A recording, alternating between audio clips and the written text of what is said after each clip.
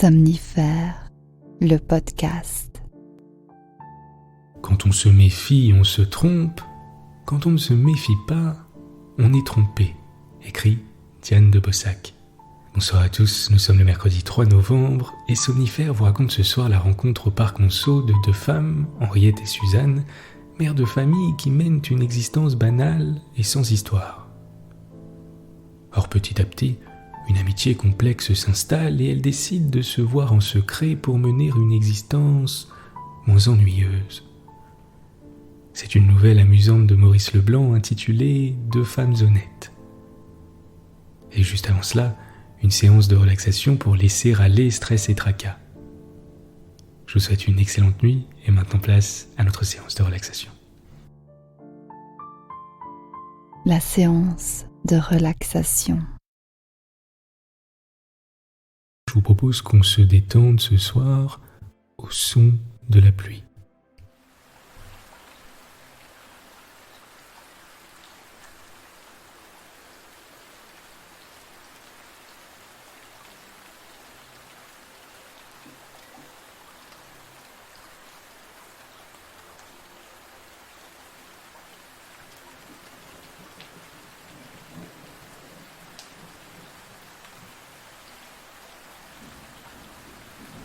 Installez-vous confortablement, mettez-vous à l'aise et quand vous êtes prêt, fermez les yeux.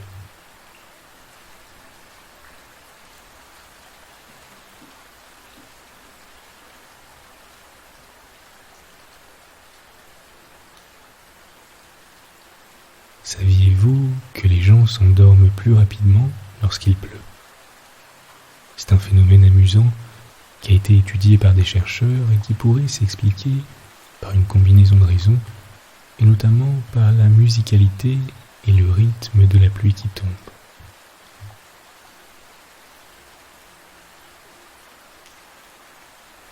C'est apaisant, c'est réconfortant, on se sent en sécurité. Prenez une grande inspiration par le nez et expirez toutes les tensions à l'expire.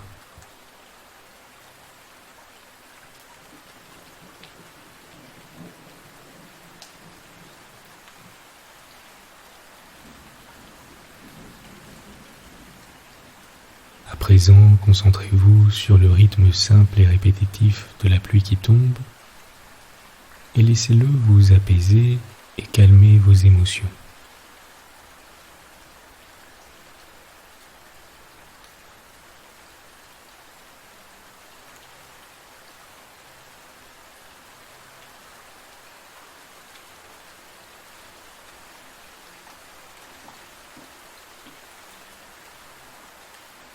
Imaginez à présent le parcours d'une goutte de pluie, en commençant par le nuage de pluie qui l'a vu naître, jusqu'à ce qu'elle tombe sur le toit de votre immeuble ou de votre maison.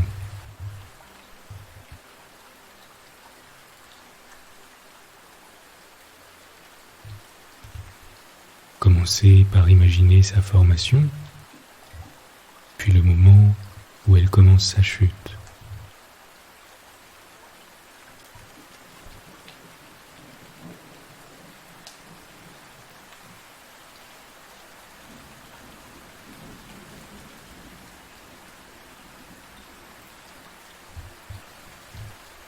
Suivez cette goutte de pluie qui tombe du ciel sans effort, comme pour nettoyer l'atmosphère.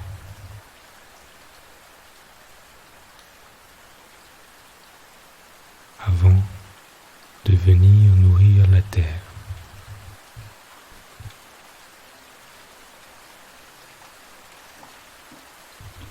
D'ailleurs, combien de temps met une goutte de pluie à tomber du ciel ?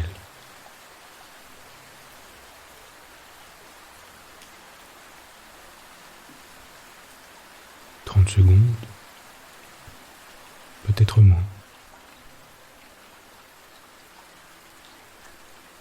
peut-être plus.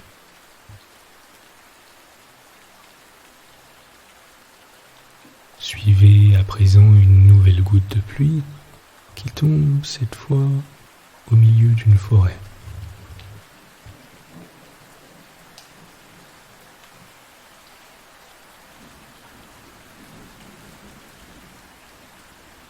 La goutte vient hydrater le sol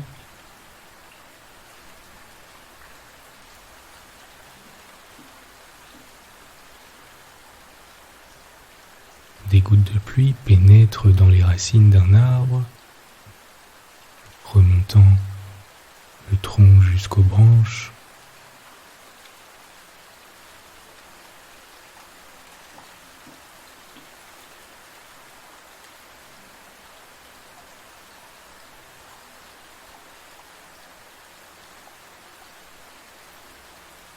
Et plus tard, s'évapore à travers les feuilles.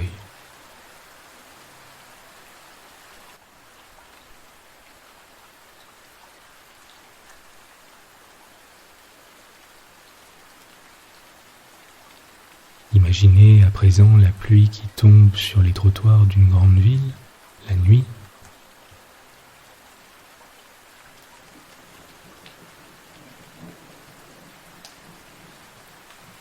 Peut-être Paris, peut-être Nantes, peut-être Bruxelles, peut-être Montpellier, peut-être Genève.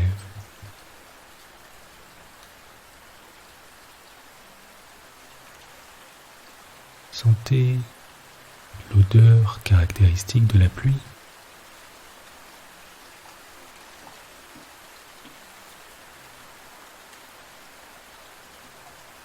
La beauté des néons qui se reflètent sur les trottoirs mouillés.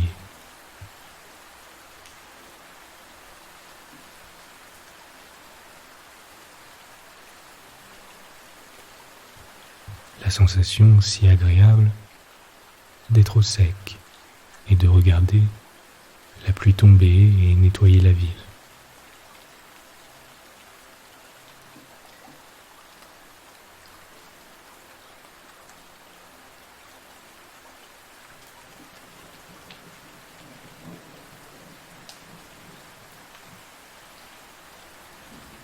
Concentrez-vous simplement sur le bruit de la pluie qui tombe et sur l'air qui entre et sort de vos narines.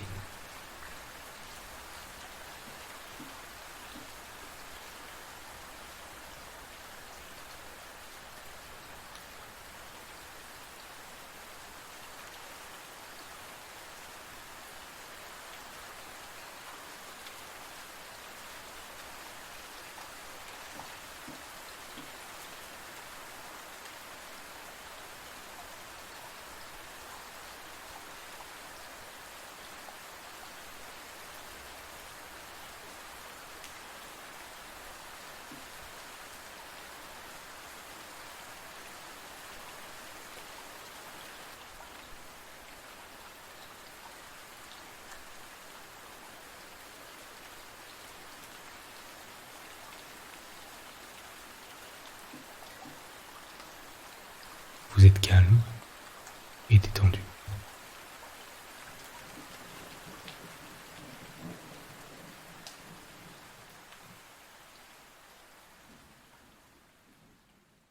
L'histoire du soir.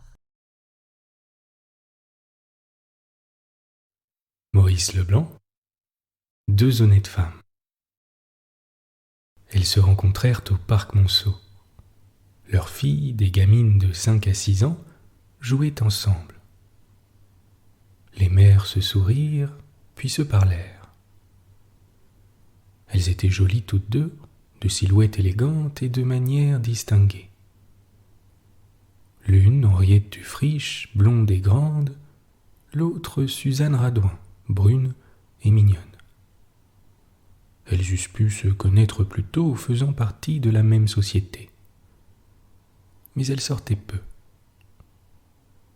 Leurs maris, de riches commerçants, les aimaient assez et savaient suffisamment les distraire pour qu'elles ne regrettassent rien de la vie mondaine. Épouses également tendres, elles aimaient surtout la paix de leur foyer, leur intérieur coquet, l'infinie quiétude de cette existence. En vérité, c'étaient deux honnêtes femmes, honnêtes en action, honnêtes en pensée et en rêve. Elles condamnaient les fautes de leurs amis. Henriette avec une révolte sincère, Suzanne avec une indulgence dédaigneuse. Au fond, elles se sentaient d'une autre essence, réfractaires aux vices par tempérament, par habitude, par instinct, par éducation. Et elles en tiraient vanité.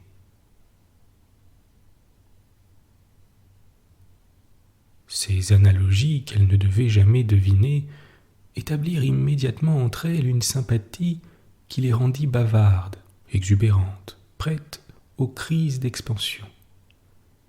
Et sans plus tarder, sitôt finies les banalités indispensables, elles s'accablèrent de confidences et de mensonges. Elles passèrent une après-midi délicieuse. Le soleil se coucha, il fallait partir. Elle s'y résignait quand un jeune homme vint s'asseoir en face d'elle et les dévisagea de façon impertinente. Henriette dit : « Comme il se trompe, le malheureux. » Suzanne répondit : « Oui, il s'adresse mal. » Tout de suite, elles vantèrent leurs principes. Mais mutuellement, elles s'accusaient d'hypocrisie, aucune d'elles n'admettant de rival en vertu. Aussi, par condescendance pour les goûts supposés de sa nouvelle amie, Madame Radouin avoua contrairement à ses idées. Comme c'est amusant d'être admirée, même d'un inconnu. Et Madame Dufriche répliqua pour les mêmes raisons. Moi, ça me passionne. Elles appelèrent leur fille et l'on s'en alla. Suzanne reconduisit Henriette. Le monsieur les escortait. En chemin, elles se racontèrent des conquêtes de ce genre, des aventures qu'elles imaginaient au hasard, pour ne point sembler trop naïves aux yeux l'une de l'autre. On se donna de vigoureuses poignées de main. Il fut question d'échanger des visites. Mais elles réfléchirent. Non, il valait mieux se voir en dehors de leur mari. Quelle charmante journée on s'offrirait ainsi dans la liberté d'entrevues clandestines. Elles recommandèrent à leur fille de garder le silence sur cette rencontre. Ce n'est que le soir, dans l'intimité de leur ménage, que leur apparut, momentanément d'ailleurs, l'anomalie de leur conduite. Somme toute, elles n'avaient cessé de mentir, de se montrer sous un aspect faux, d'afficher de viles préoccupations et une légèreté de caractère inexcusable. Pourquoi ? Pourquoi, en particulier, ces cachotteries vis-à-vis de leur mari, subterfuge odieux qui les entraînait à implorer la complicité de leurs enfants ? De telles contradictions les embarrassant, elles refusèrent de s'y attarder. Le lendemain, il pleuvait. Elles accoururent cependant au parc Monceau, seules, avec l'exquise émotion de femmes coupables. La pluie rageait. L'une d'elles proposa : « Si nous prenions une voiture ?» Elles se blottirent toutes tremblantes au fond d'un fiacre et se firent mener au bois. Elles causèrent peu d'abord, les yeux accrochés aux arbres luisants, envahis de songeries neuves. Enfin, Suzanne ricana. Ça manque de cavalier. Elles frissonnèrent à l'idée de deux hommes assis en face d'elles et qui serreraient leurs genoux et baiseraient leurs mains dégantées. Madame Dufriche se pencha vers son amie. « Serait-ce la première fois, vous ?» L'autre souriant d'un air mystérieux, elle reprit. « Moi aussi, ça m'est arrivé. oriente grave une petite escapade. L'épanchement définitif survint. Elles confessèrent des peccadilles factices, énumérèrent les déclarations qu'elles avaient provoquées, décrivirent les attitudes, les pleurs, les joies, les délicatesses de leurs prétendants. Elles mettaient à s'avilir une réelle ardeur. Chacune d'elles eut une piètre opinion de sa compagne. Elles se virent régulièrement, toujours à l'insu de leur mari, ce qui les contraignait à multiplier les ruses et à se débattre au milieu d'inextricables complications. Elles vécurent en pleine fourberie, naturellement, sans effort ni dégoût, comme si jamais elles n'eussent vécu d'autre manière. Un jour, 2 messieurs les suivirent. Elles les traînèrent longtemps après elles sous prétexte de s'en moquer, et elles allaient de droite et de gauche, la tenue mauvaise, la parole bruyante. Toute une semaine, le même manège recommença. On se jetait des regards effrontés. On marchait sur le même trottoir. Puis une fois, elles entrèrent chez un pâtissier. Ils y pénétrèrent également et, s'adressant aux jeunes femmes comme à des dames déjà connues, ils leur offrirent à goûter. Ils semblaient bien élevés, elles acceptèrent. On passa dans une pièce voisine. Ce fut très gai. Ainsi, avec une stupéfiante rapidité, se désagrégeaient leurs vertus. Elles brûlaient les étapes. Elles couraient malgré leurs pieds pesants debout. Elles galopaient dans les ornières, haletantes, les yeux fermés, sans même soupçonner l'effroyable abîme qui s'ouvrait devant elles. Elles succomberaient.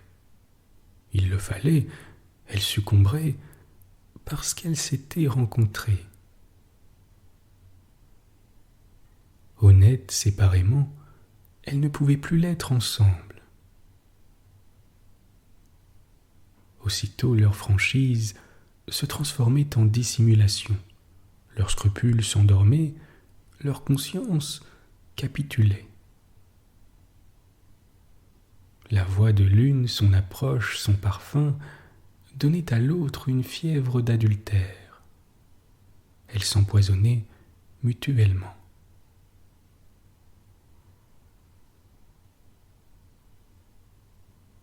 Certes, des motifs puissants et compréhensibles provoquaient en partie ce phénomène, tel qu'une sorte de rivalité dans le mal, une honte à s'avouer novice et sage, beaucoup de forfanterie, un peu de curiosité peut-être.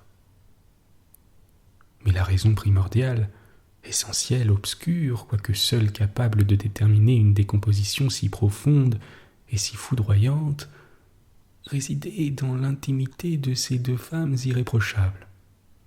Le simple fait de s'asseoir sur des chaises voisines ou de se promener côte à côte tout en échangeant des phrases quelconques les corrompait aussi sûrement que la fréquentation assidue de créatures dépravées. Leur contact dégageait une atmosphère amollissante, malsaine, désastreuse, où elles perdaient toute énergie et toute faculté de résistance. Le choc de leur vertu produisait du vice. L'incident du goûter se renouvela. On eut des rendez-vous. On se cacha dans les salons particuliers des grands restaurants. Ces dames réservées d'abord s'adoucirent. Elles accordèrent aux lèvres gourmandes des jeunes gens leurs doigts, puis leurs bras, puis leurs épaules, puis leur bouche. Un peu grises parfois, elles ne repoussaient point les caresses et se sentaient lâches, presque avides de l'étreinte brutale. Enfin, durant un souper, que de mensonges amoncelés pour se rendre libres, elles furent entraînées chacune dans une pièce, déshabillées, prises. Elles se connaissaient depuis 1 mois. Elles n'éprouvèrent aucun désespoir, pas plus qu'elles n'avaient souffert de leur dégringolade vertigineuse. Elles ne pouvaient se lamenter sur la chute irréparable. Où auraient-elles puisé la force nécessaire aux révoltes généreuses, aux remords qui purifient? Nulle autre personne n'entendit leurs confidences. Or, elles se félicitèrent. On loua un appartement meublé qui servit aux 2 couples, souvent le même jour à 1 heure d'intervalle. Ils aimaient aussi se réunir tous 4. On causait, on fumait, on s'embrassait. Quelles joies inexprimables! 3 semaines après, lasses de leurs amants, elles rompirent. Le surlendemain, d'autres les possédèrent, et de nouvelles ruptures aboutirent à de nouvelles liaisons. Elles ne luttaient même pas. Contre quoi s'insurger? Contre de basses tendances et d'ignominieux désirs? Elles n'obéissaient nullement à de tels mobiles. En réalité, leur tempérament, leurs instincts, leurs principes restaient identiques, toujours sains, pondérés, honnêtes, souverainement honnêtes. Mais sur eux, comme un roc écroulé sur quelques pierres éparses, pesait une cause formidable de perversité, l'amitié de Suzanne et d'Henriette. Sentiments nobles, préceptes rigides, règles de probité, maximes idéales, habitudes respectables, tout cela combiné engendré par de mystérieuses réactions, des besoins irrésistibles de débauche. Elles s'y durent soumettre. La main dans la main, elles descendirent des marches encore, les dernières toutes glissantes de vase. Puis un jour, elles s'éprirent du même homme. L'une l'emporta, des querelles violentes s'élevèrent, mêlées de coups et d'outrages grossiers. Elles ne se revirent plus. Séparées, elles redevinrent honnêtes. Instantanément, sans transition, le mal s'arrêta, la source du mal n'existant plus. Le charme secret s'évanouit, qui les obligeait à boire toutes les ondes jusqu'à la lie et à se barbouiller de fange le corps et l'âme. Il ne leur fallut aucune peine pour secouer l'influence inexplicable dont elles avaient subi le joug. Elle se dissipa d'elle-même. Et leurs bons instincts reparurent, et l'idée du devoir les guida, et de décentes ambitions les hantèrent.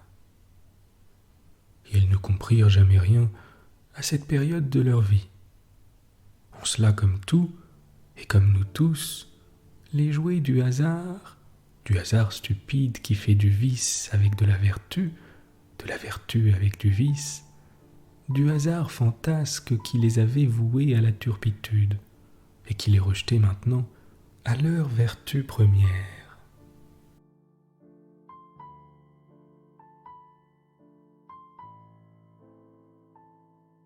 Bonne nuit. Bonne nuit.